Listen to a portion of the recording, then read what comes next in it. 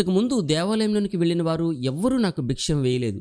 కనీసం వీళ్ళైనా తనకు భిక్షం వేస్తారేమో అని వారి ముందు చేతులు చాచి, అయ్యా ధర్మం చేయండి బాబు, ఇంతవరకు ఎవ్వరూ ఏమీ ఇవ్వలేదు బాబు అని వారిని దీనంగా అర్థించాడు. వాడు అంత దీనంగా చేయి చాచి భిక్షం అడగడం చూసి దేవాలయంలోనికి వెళ్తున్న పేతురు, యోహాన్లు అతని ముందు ఒక్కసారిగా ఆగిపోయారు. అతని వైపు జాలిగా చూశారు. వారు ఆగడం చూసి వారిద్దరు ఖచ్చితంగా తనకేదో భిక్షం వేస్తారని తల పైకెత్తి అతని వారి వైపు మరింత దీనంగా ఆశగా చూశాడు. అప్పుడు పేతురు, నీకు ఇవ్వడానికి నా దగ్గర బంగారం లేదు, వెండి లేదు, కానీ నా దగ్గర ఉన్నదే నీకు ఇస్తున్నాను.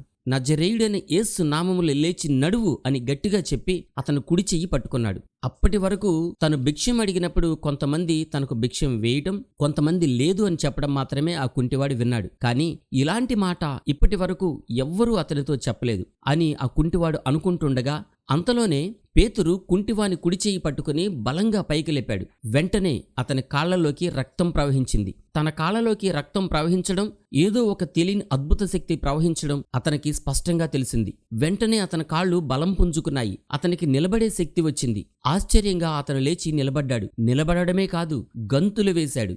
ఇది ఆ రోజు జరిగిన సంగతి అని ఆ కుంటివాడు అక్కడున్న వారందరితో చెప్పాడు. అతని మాటలు విన్న వారందరూ పేతురును, యోహాన్ను చాలా ఆశ్చర్యంగా చూశారు. వీరికి కూడా అద్భుత శక్తులున్నాయా అని ఒకరితో ఒకరు చెప్పుకుంటూ ఉండగా అప్పుడు పేతురు, ఇశ్రాయేలు ప్రజలారా, మీరందరూ మా వైపు ఎందుకు ఆశ్చర్యంగా చూస్తున్నారు?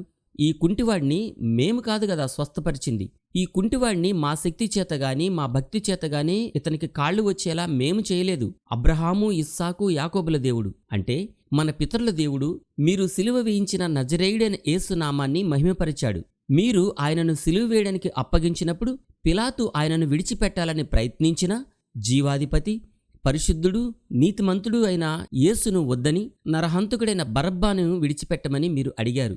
మీరు జీవాధిపతిని చంపారు, కానీ దేవుడు అతనిని మృతులలో నుండి లేపాడు. దానికి మేమే సాక్షులం.